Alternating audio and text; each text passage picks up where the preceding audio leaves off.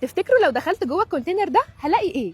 ما تيجوا مع بعض نشوف. المنطقة اللي احنا فيها دي اغلبيتها سكن طلاب، فعشان كده عاملين الكونتينر ده عشان لو عندك عفش عايز تسيبه لستودنت تاني او لشخص تاني ايا كان هو مين، تقدر تحطه جوه الكونتينر ده ويدخل جواها ويستفيد منها. فيلا بينا ندخل جوه نشوف ممكن نلاقي ايه مفيد نستخدمه. المدخل الوحيد للكونتينر هو السلم ده، مفيش اي باب ومفيش اي حاجة تانية تقدر تدخل منها، فالطريقة شوية صعبة بس يلا بينا نجرب.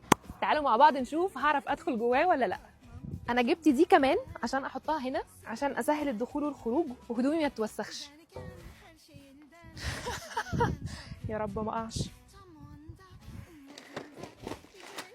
اوكي، في عندنا مكان نقف عليه زي ما انتم شايفين، لغايه في ماترس محطوطه وفي حاجات تانية، بس يلا بينا ندخل سوا. مبدئيا كده في حد حاطط طبق، والله كويس وحالته كويسه، بس انت تستخدم طبق مكان حد وموجود في المكان ده. بص، هو بصراحه المشكله ان في ناس تعاملت مع الموضوع ان هو مقلب زباله، بس في ناس تانيين حاطين حاجات ممكن تستفيد منها. يعني انا مثلا واقفه على ماترس زي ما انتم شايفين كده، بس الموضوع بصراحه خطر شويه. يعني تعالوا مثلا نشوف في حد حط شنطه، او موضوع على فكره كمان ممكن يبقى خطر شويه لان تقريبا في حاجه هنا متكسره. تعالوا كده نشوف.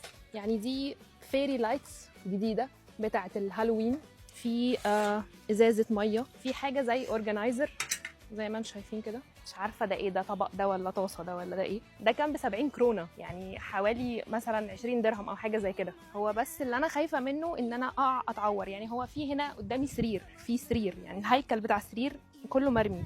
ممكن حاجه زي كده، دي لعبه اطفال تقريبا، حصان بتاع بيبيز يلعبوا عليه. بصراحه دي حلوه، يعني ممكن تريوز ات. هيكل سرير بالكامل، مين يرمي السرير هنا؟ انا مش فاهمه. الغطا ده مرعب جدا، الغطا ده كله كور من جوه، كور هوا. انا وصلت للقاع. كتاب، يعني الكتاب ده قال لها المكتبه العامه هنا، كان ممكن يدخل يحطه جوه، ليه نرميه هنا؟ في تحت سكانر. طيب ليه حد يجي يرمي سكانر في المكان ده بجد؟ مش عارفه دي طبعه كمان ولا ايه، مش عارفه. انا لقيت سلك واحد بس مش لاقيه السلك التاني. طاسه. تاخدوا طاسه من هنا. بص، هو الموضوع كويس جدا بس محتاج تنظيم. يعني على الاقل كان يبقى فيه اكسس اسهل من كده، لان الناس بتضطر تيجي ترمي الحاجه تحدفها من فوق علشان تحطها هنا.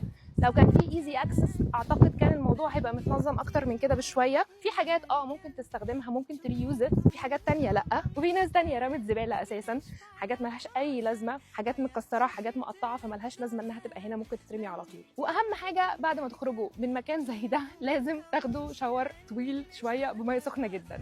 وبكده احنا خلصنا جولتنا جوه الكونتينر. قولوا لي بقى، لو حاجه زي دي موجوده في بلدك تفتكر هتكون مفيده لاشخاص تانيين ولا محدش هياخد منها حاجه؟